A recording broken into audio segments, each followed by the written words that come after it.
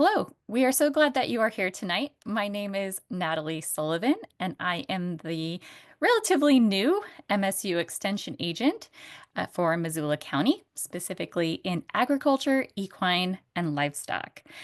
Equine and livestock is certainly where my passions lie, and I'm really excited to bring forward projects that extension offices around the country have worked a lot on, extensively on, and that is animal emergency preparedness. I'm joined here tonight with my emergency planning partner in crime, Nick Holloway. Nick is Deputy DES Coordinator for Missoula County Office of Emergency Management. And from our first conversation months ago, and I have really gotten excited about this project, and we are really excited to share you what we have gathered so far and make our Missoula County communities more resilient to emergency situations. Wow, I'm so sorry. My cat should have been left outside of the room before this started. Okay, so advancing. Why are we here tonight? We are here for three big reasons. We want to make some community connections with you all and you with other parts of the community involved in animal emergency preparedness. We are here mostly to build awareness and resiliency, especially and specifically in our equine and livestock communities, which require a lot more, well, make our emergency situations a lot more complex, as Nick will talk about later on tonight. And lastly, to learn what resources are available to you locally, regionally, and even nationally. We'll give you some lists, resources, and tools along the way. So real quick, I think we all intuitively have an idea of what animal emergency planning is, but to be complete here, it involves evacuation plans, shelter in place plans, developing emergency kits, identification for animals, both lifetime, such as a brand inspection, or temporary, like writing your phone number across your animal if you have to release it from pastures. Something that I'm really excited about is developing more buddy systems. And we have limited capacity in Missoula County to house a lot of animals on a short notice. And so we're really encouraging folks to think about what and who their buddy systems are, not just locally, like maybe a neighbor or a friend who is outside the realm of what emergency is most likely for your individual farm. It involves practice and review, such as loading your horses into a trailer, practicing that before the emergency arrives, and also veterinary care, having the correct core vaccines or having emergency first aid kits, knowing some basic first aid for ourselves and our animals. Tonight's presentation is really going to be broken up into two major parts. I'm going to be covering the individual farm preparedness. Basically, we're going to be asking the question, what can you do for your community to be more prepared? And then Nick's going to take over the community emergency part and asking the question, what can your community do for you to prepare? Really specifically, we're going to be talking about the MSU Extension Farm Emergency Preparedness Worksheet, as well as Smart 911. So pay attention, especially for those parts. Let's ask the question, who is involved in animal emergency preparedness? And in my mind, there are three big groups involved and all interconnected, of course. It involves you and your immediate neighbors, and more broadly, your livestock and equine communities. And then even more broadly, your all landowners involved in an emergency, whether it be a wildfire, a flood, a disease outbreak. The boundaries of our emergencies can vary greatly depending on a wide variety of factors. Another entity to think about personally is your insurance agency. Something that I learned that has really stuck in my mind developing these animal emergency plans is that actually showing proof of some animal emergency preparedness, such as the worksheets, such as developing Smart 911, can actually potentially lower farm premiums or give you some sort of discount. So I've gotten that information from multiple insurance agencies, so I think it's pretty sound. The next circle of involvement in animal emergency planning is our larger community groups like animal control, the fairgrounds, our FFA facility, Missoula County 4-H, Big Sky Horse Park, Montana Department of Livestock, and even Montana Farmers Union. We brought a representative from each of these groups into a work group back in February of 2025 and started thinking through some of these situations. Again, everything from highway closures to disease outbreak and wildfires. So these groups are all really important to engage, to network with, to know who's who and who to call in the case of an emergency. Lastly is Nick and I's groups. I represent Missoula County Department of Ecology and MSU Extension. Like I mentioned, extension agents across the country in all states and all counties have been heavily involved in developing animal emergency plans locally and regionally.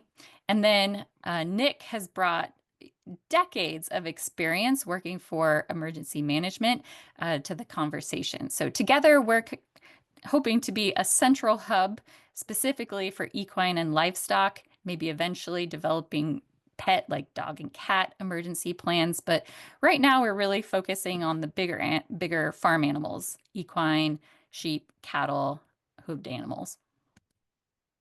So the first thing that we've done is developed a central website. It is unfortunately a little difficult to find unless you were to go Google Missoula County Animal Emergency Planning, but it is housed at missoulaeduplace.org. This is the website for Missoula County Department of Ecology and Extension. We've developed a specific website to house a lot of the information you're going to hear tonight. And so to make this website a little easier to find, I have a QR code here. So I'm going to give you guys about 10 to 15 seconds here to open up your photos, click this QR code, and it will take you straight to the Missoula County Animal Emergency Preparedness website. There you're going to find information about 3 events that we're hosting in June 2025 and a ton of links, everything local, everything regional in Montana, even national websites that can help you work through your individual emergency, animal emergency planning. Okay, so hopefully everyone has clicked on that QR code, found that website on their phones, maybe bookmarked it, and if not, send me an email later on. So the primary thing that I want to share with you guys tonight is a free worksheet that we've developed specific to Montana and even more so Missoula County. It is a worksheet available on this website that you just found through the QR code.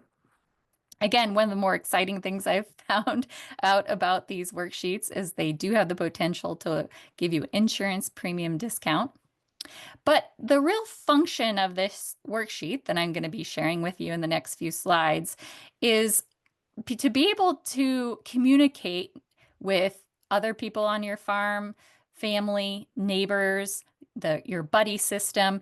If you were away, let's say you were out of the state, out of the region, and there was an emergency, whether it be a disease outbreak, a highway closure, a flood or fire, could your partner, neighbor, buddy, could they take this worksheet and safely deliver animals outside the evacuation zone?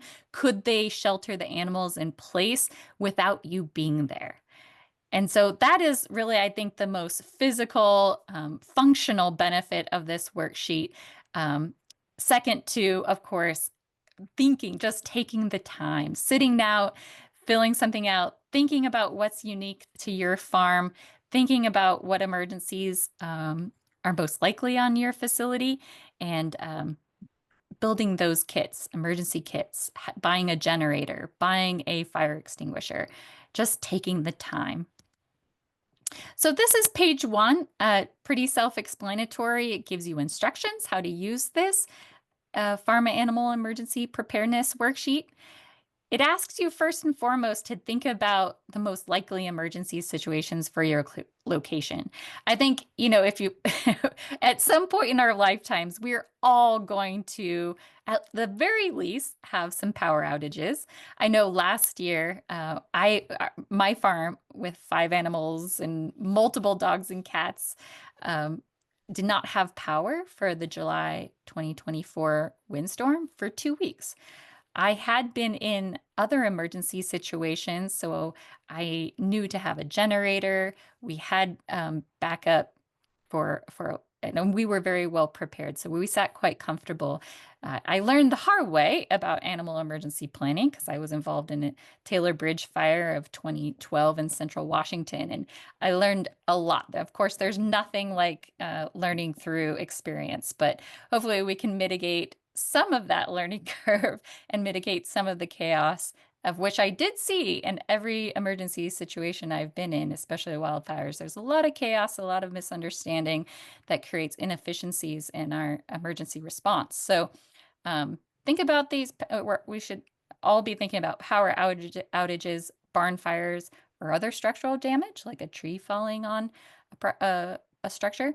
Extreme temperatures, as you know, we're getting hotter and hotter each summer, and disease outbreaks. I can think most recently about the pigeon fever that came through Western Montana. A lot of facilities quarantined about that. Okay. And then, of course, on page 1, we also have additional resources that you can find on that website as well. Page 2 is very self-explanatory. This is your opportunity to fill in your emergency contact numbers. So farm contacts, there's probably multiple. Utilities such as electric, gas, propane, feed suppliers, insurance agencies, farm location details, not just the address, but gate codes, GPS coordinates, meeting locations, and evacuation routes. On page 3 of this animal emergency preparedness worksheet, we're asking about alternative water sources. I think that's one of the more important situations. A lot of these emergencies, like wildfires, happen in the hottest times of the year, and animals, a 1,200-pound horse or cow drinks up to 12 to 14 gallons of water per day. So water is extremely, extremely important, having an alternative water source. Locations of generators, first aid kits, temporary IDs, these can all be listed on page 3. And then it also asks you to consider situations unique to your farm. That might be bulk chemical or fuel storage, which is often unique to farms, whether it be agricultural or livestock farms. Are any of these animals dangerous? If again, you were gone and somebody else was handling these animals, are there any that need to be, that we need to be cautious of? And then things like limited capacity bridges or gates, all of these things can help our emergency responders be safer and more effective. Lastly, pages 4 and 5 ask you to draw a farm map, and then there are abbreviations for different common farm components that first responders would be able to recognize. So electric and gas shutoffs are important to know where those are out. Above and below ground storage tanks, is there any compressed gas or propane tanks on the property?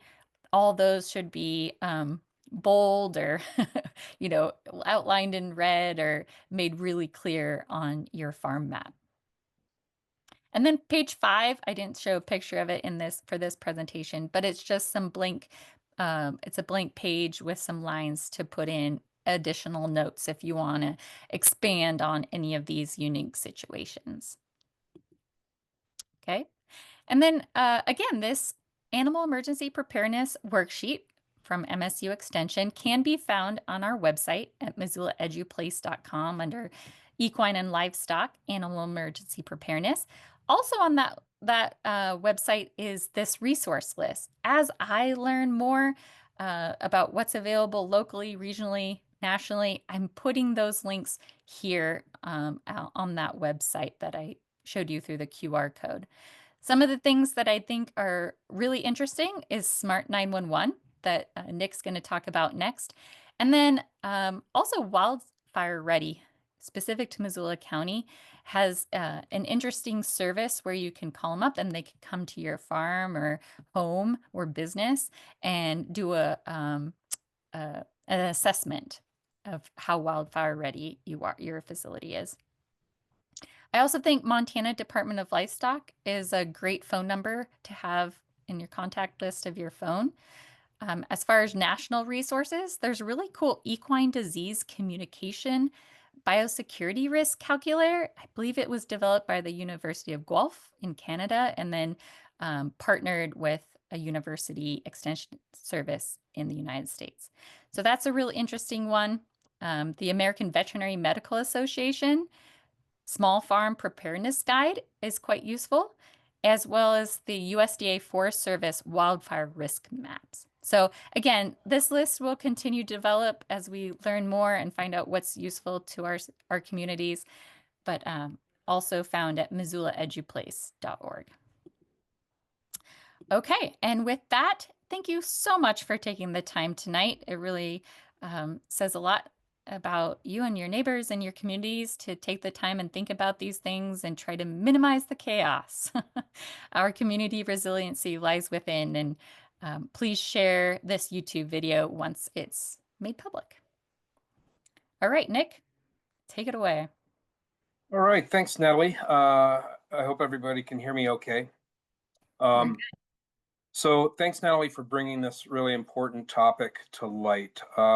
It's been a little bit of a gap in our emergency planning for a while, so it's really great that you bring this out in the open. And one of the reasons for that is that one thing we know is that one of the primary reasons that people do not evacuate and go to safe places is because they don't want to leave their animals, which is entirely understandable, right? But we want people to get to safe places, and if that means they need to take their animals somewhere that's also safe, then that's what we're going to talk about, and hopefully that's what we're going to inspire you to take action to do when the time is right. A couple things I want to say before we go on. So there are some resources that Natalie just talked about, and some of those resources are very specific to Missoula County. Smart 911 is our emergency alerting system in Missoula County. And I know a lot of you on today are not from Missoula County. So Smart 911 itself, our alerting system, is not available to you. However, you probably have your own emergency alerting system wherever you are. Almost every county has that. So if you're not in Missoula County, I would get online and go to your county emergency management website, and they probably have what's listed in your county on how you can sign up for emergency alerts. And if not, they call your emergency manager. I'm sure that number will be online as well, and they can direct you to that as well. One other thing I saw in Natalie's presentation is a quote that I really like by, I think it's Eisenhower. Anyway, plans are useless. Planning is everything. And to me, that just means the plans kind of go out the window when the emergency happens.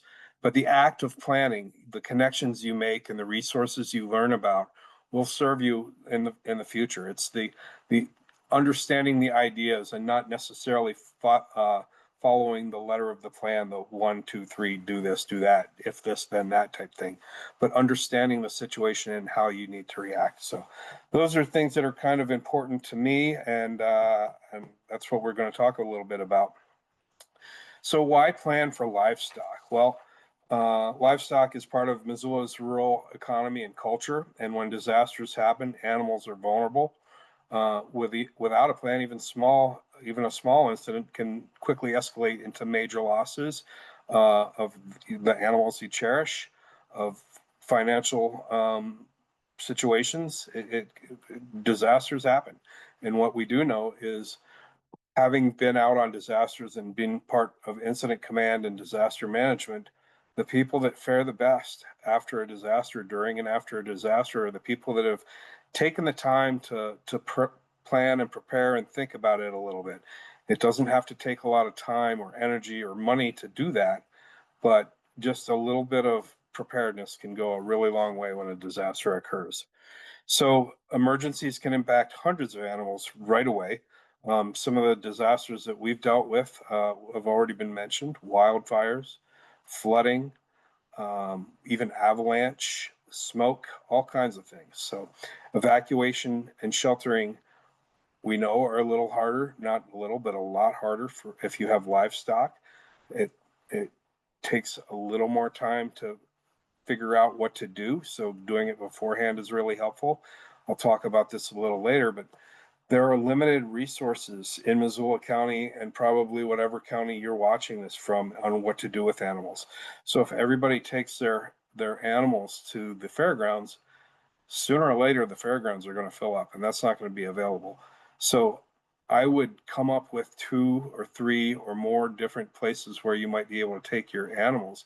And Natalie has come up with the idea of a buddy farm or a buddy system. And I just think that's a wonderful idea because disasters, typically the ones we deal with, like wildfires, are very localized to one particular area. But if you have a buddy farm on the other side of town or the other side of the county, likely it's not being impacted by the same disaster. So those are things to think about as you go through this process. You can move it forward one, please, Natalie.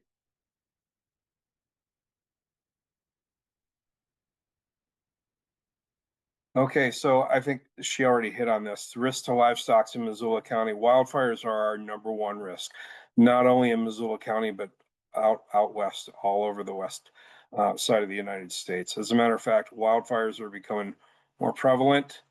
Our wildfire season is extended. When I first started in this business, wildfire season was basically August and September.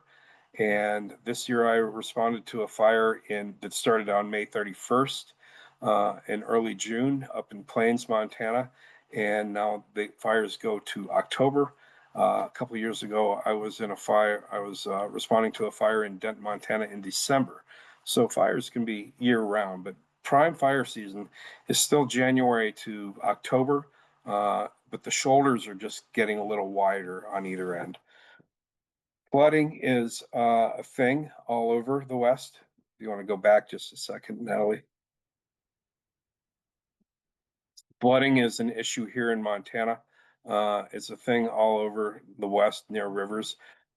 We experience it here and just pay attention when the weather forecast calls for flooding. If you're near a stream or a river, just pay attention to what's going on. Simple heads up will go a long way as well. Severe storms are huge. Power outages are a big thing. So in July of last year, July 24th, we had that windstorm in Missoula that knocked power out for some people for more than 5 days. For most people, we're back on after about 5 days. Some people 3 days. Some people didn't even experience a power outage, but a lot of the city was out for 5 days. So be prepared for that. And in fact, the Northwestern Energy is considering public safety power shutoffs in the future. So this is not a definite thing that they're going to do, but when the threat and danger of the conditions on the ground, so heat, wind, dryness, relative humidity low, and some other factors make the threat of one of their power lines more dangerous to keep on than turn off, they are going to consider public safety power shutoffs. They haven't done this before. They might not do it this year at all. They might do it somewhere that doesn't affect you. Someday, there's a good chance if you're in a rural area or even in an urban area, they will do this and this will affect you. If not, great, but just prepare for that. And then hazmat incidents. These are no notice incidents. The last big one we had in Missoula County was a chlorine train that got punctured out by Alberton. I shouldn't say the last big one. We've had a lot of hazmats. They're one of the most frequent disasters that occur in Missoula County and elsewhere, but most of them are small enough that they're easily contained and they really don't create too much of a problem for anybody. But occasionally there's a big one, and that's a no notice incident. So just being ready to turn on a dime if you have to. Disease, Natalie brought that up. So The latest disease that we've been concerned about is avian flu. And thankfully, that has not been a huge thing here in Missoula County that has really impacted the whole county or anything, but it's definitely a potential. And really, just keeping your head up and understanding what threats are out there, when they're getting worse, when they're not, and just being having a preparedness posture is good. That doesn't mean being paranoid by any stretch, just understanding what's out there and being prepared. Okay, next slide, please, Natalie. So Smart 911, we mentioned this a couple times. This is Missoula County's emergency alert platform. So if you sign up for Smart 911 and you live in Missoula County, you can get emergency alerts via text, phone call, or email, or any combination of all three or two out of the three. This is one of the first steps in emergency preparedness to take wherever you live. Like I said earlier, might not be called Smart 911 where you live, but there is an emergency alert system that you should sign up for. And one of the really important reasons to sign up for it is because we're now mostly a society that uses cell and mobile devices rather than landlines. And prior to that, we had all the landline information in our system. So if we had to send out an emergency alert, we could just push go and all of the landlines within the alerting area would be alerted. Mobile and cellular devices are voluntarily signups only. So you won't get those alerts unless you sign up voluntarily to get those alerts. Now, are there other ways to hear about the alerts? Yeah, you bet there are. Your neighbors might be able to tell you. And this is something we always preach to. Have a good relationship with your neighbors so that when you need help, you can rely on them. And when they need help, they can rely on you. It's one of the strongest things we can do in emergency preparedness is have a good network of friends, neighbors, and family to lean on when needed. So you can hear from your neighbors when something's going wrong. You can see it on the evening news. You might see it on social media, but to sign up for emergency alerts proactively will get that alert sent directly to you at the time needed. And it's a targeted alert. We draw what we call polygons on a map and send the alerts just to the people within the polygons so that people that are not in an impacted or affected area won't be bothered by the alerts, because we know that alert fatigue is a real thing and we don't want to give people alerts they don't need. So sign up for that. And within Missoula County, Smart 911 is a particular system. You can go to the next slide, please, Natalie. Is a particular system that not only allows us to send outbound emergency alerts, it allows you to create a safety profile that comes inbound. So if you have created the safety profile on Smart 911 and you make a call, an emergency call to 911, then your safety profile will pop up on a dispatcher's monitor, and the real emergency information like how many animals you have, or drug allergies, or are any of your animals overly protective, or anything else that emergency responders need to know, that will rise to the top so that dispatchers see that, and then they relay that information to responders who are en route to your emergency. So that's something we have in Missoula County. That's sort of a value added thing that most don't have, but we do. So we're very lucky to have that. It's kind of the gold standard of emergency alerting. There's no cost to it. It's already out there, so take advantage of that. As far as you can enter all kinds of family information, emergency information into it. Like I said, drug allergies, gate codes to get in, things like that, pictures of your kids so that we have pictures of kids if they go missing or something like that. Now, obviously, this is private information, and we don't want you to be uncomfortable with whatever private information that you may want to enter into here. But know this information is only used in an emergency response. And so it's never shared with anybody, and it's on secure servers. And nothing is perfectly secure. We know that, right? Everything gets hacked all the time. But one thing about Smart 911 is that when you sign up for Smart 911 and enter all that information, one thing you're never asked for is any sort of financial information, any credit card numbers, or anything that would motivate 99% of hackers to hack something. So it really is a balance, right, between safety and privacy. And so everybody has their own spot on that spectrum between those two things of where they land. And, I'll just say for me, I land somewhere closer to safety than privacy. So I'm over here a little bit. Maybe you're over here. We'll take whatever information you want to provide. If you just want to sign up for Smart 911 just to get emergency alerts and not provide any inbound information to emergency responders, that's fine. We just want you to be alerted so that you can make good decisions during a disaster or even before a disaster that can help you, your family, and your animals be safe when a disaster occurs. You can when you're creating that safety profile, there's all kinds of, it's a sort of a form you go down, and there's a lot of check boxes. Do you take medications? Do you do this? Do you do that?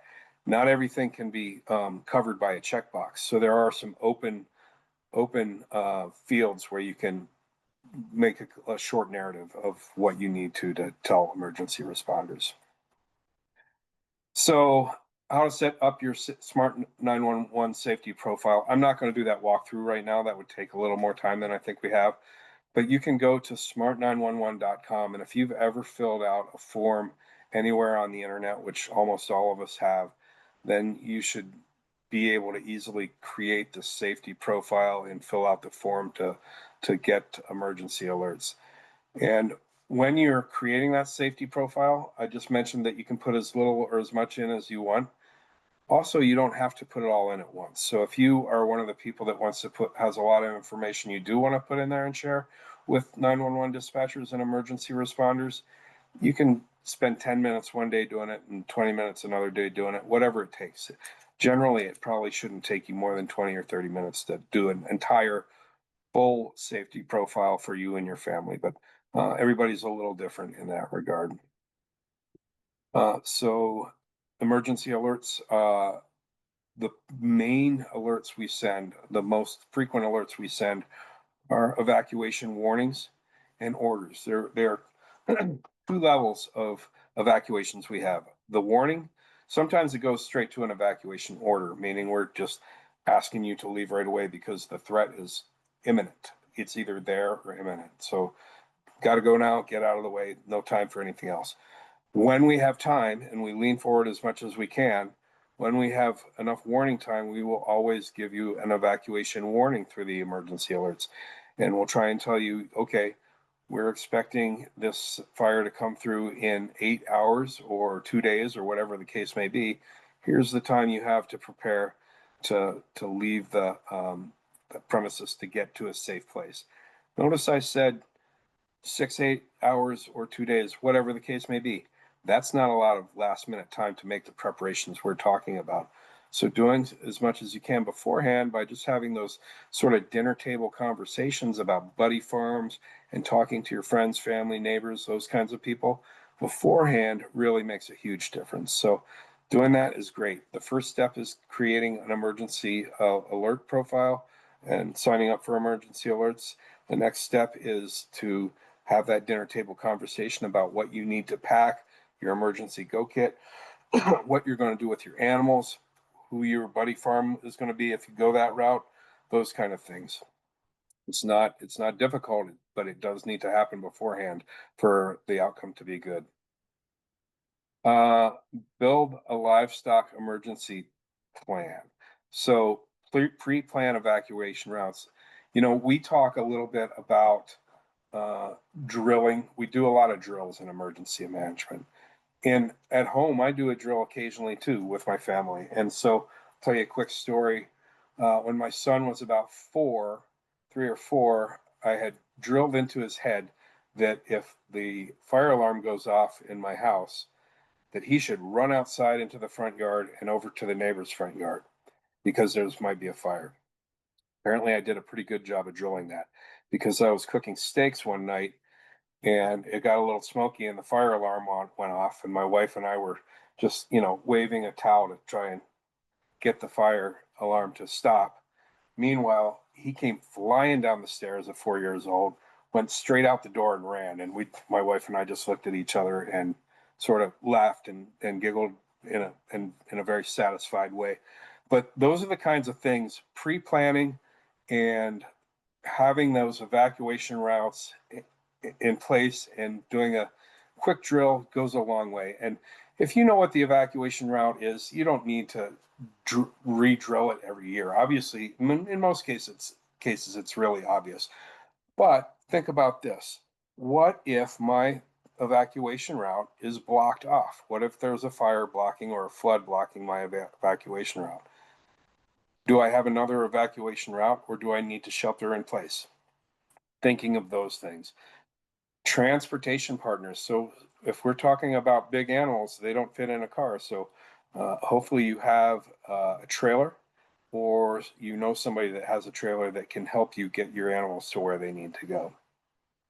Developing that buddy farm relationship is really important as well. Create a livestock evacuation kit. So just as you would create a kit for yourself that would include the 6 P's of evacuation, we call them, prescriptions, photographs, all kinds of things that you would want to take with you, you also need to have an evacuation kit for your animals so that they're not holding you back from evacuating. Depending on what kind of animals you have and what your animals' needs are, the evacuation kit's going to be a little bit different for everybody. But feed, water, and medications are obviously the bare minimum that you should have for them. Also, whatever you need to take care of your animals, like halters and lead ropes for your horses, photos and identification materials, photos of their brands or microchips, tattoos, whatever can help identify your animals is really what you should have on hand. And you can enter those photos. If you live in Missoula County and create a safety profile, you can put those photos up on that safety profile on Smart 911. Okay, move forward, please, Natalie. So transportation and handling, how will you move your animals? Pre-plan this out. We just talked about this. How many animals can you move quickly? So if you know there's a fire that could encroach on your property, and you haven't yet received an emergency alert, but you in your mind know that you may have 4 or 5 days. It may never happen. Hopefully it doesn't. But start thinking about moving your animals. How long is it going to take to move all your animals? A day, 2 days, 3 days? I don't know, but that's something you should know and you should be thinking about. Finding out that your trailer needs some maintenance, that the bearings need some work, is something you don't want to find out at the last minute. So shelter in place planning, if an evacuation isn't possible, fire safe areas. You see this picture here of the black, we call it, areas that are previously burned. Once that black is cool to the touch, that's a good place for animals to be because it's not going to burn twice. So that's really important. Having backup water sources is obviously important, and fencing considerations, avoiding confinement to small pens where animals might get a little anxious seeing smoke and fire, and being in a small pen is also not a good idea. But fires also tend to wreck fences, especially wooden ones, obviously. So just understanding what could happen if a fire goes through your pasture is important as well. Next, please, Natalie. And then just like people, animals have special considerations that need to be thought about. Horses, cattle, goats, poultry, they could be ill, they could be on medication, they could be sick, they could need extra support. Maybe they're not as mobile, maybe they're older and not as mobile as they once were.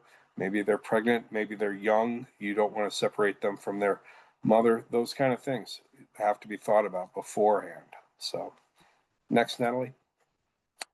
So this is about managing expectations a little bit. So we've talked all about encouraging you to make plans, just having those dinner table conversations so that you can think about what needs to be done and hopefully make some plans so that you can take care of business before an emergency occurs. But understanding what your county, Missoula County, or the county you're in can and can't do. So when an emergency or disaster occurs, like flooding or a wildfire, human life safety is always our number one priority. And we're pretty much locked up in making sure that people are getting out of harm's way. We care for animals, we care for our animals just as much as anybody, but human life safety is always going to be our number one priority. And we have very limited capacity for livestock rescue and sheltering. That's sometimes there's more capacity than others, depending on the scope and scale of the disaster, but there's no guarantee for that. And so we just really encourage people to take care of their own animals. I talked a little bit earlier about where to take your animals. Fairgrounds is in Missoula County is a place we have an agreement with for people to take their animals, but they have an extremely limited amount of space there, and they need to keep animals separated. So that's not a good option for everybody all the time. So having your own situation or identifying maybe 3 different places where you could potentially take your animals is critical in having a good outcome. So that's what having the private resources and the buddy farms can really help with. Next, please, Natalie. So responsibility for your animals. At the end of the day, I mentioned that human life safety is our number one concern, followed by incident stabilization, stopping the damage from occurring, and then property protection is number 3. So we do that, and we know that those are our priorities, and your priorities are your family, your friends, your animals, those kind of things. So you're responsible for providing your own trailers. They don't have to be your trailers, but you have to have an arrangement to have trailers to take your animals where you want to move them to. It's also your responsibility to move your animals or have an arrangement to have your animals moved with somebody you know. Feeding your animals, whether it's at the fair, whether you take them to the fairgrounds or a buddy farm, it's your responsibility to bring your food and feed your animals, and caring for your animals, showing up every day to do what you need to do to care for your animals is critical. It's just like if there wasn't a disaster happening and you were still at home with your animals, those kind of things to care for your animals still need to occur. Next, please, Natalie. So what you can do today is register for Smart 911 or your local emergency alert system. And with Smart 911, it needs to be updated every 6 months. And oftentimes there's no changes. So you just need to log on, log off every 6 months to say that automatically tells the system that there's no changes, or log on and make whatever changes there are.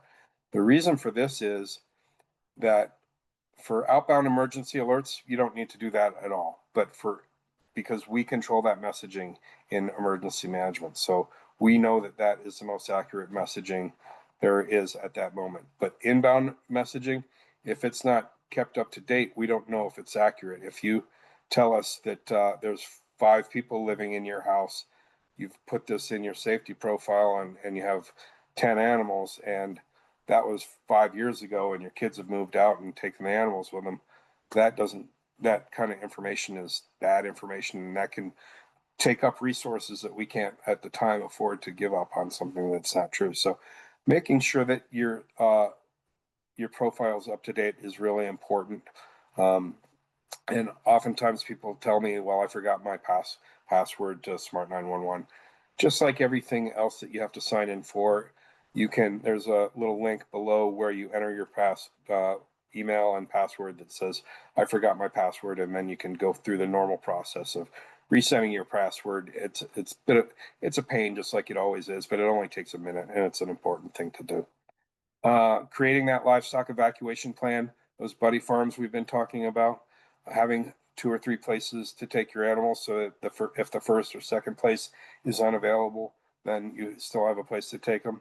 Completing that animal farm emergency preparedness worksheet that Natalie talked about, that 5-page document she talked about, is really important. And by the way, you can scan that and upload that to your Smart 911 profile, but don't count on that being used by responders, as for all the reasons I've already mentioned. But you can do that there, but put that in a place where your responders will have it what I would do is take a picture of all the pages and put it on my phone for one, among other places, so that I always had it with me and I could text it to somebody if I needed to do that. And practice moving your animals every once in a while. Only if it's going to be difficult to move them would I necessarily do this. Just understanding what it takes to move them can really help when things are going wrong, when an emergency is occurring. Next, please. All right, that's all I have. So I just want to say thanks for listening, and just think about this. A little preparedness goes a long way, and really, we've seen it improve outcomes a great deal by having those kind of conversations beforehand. Thank you.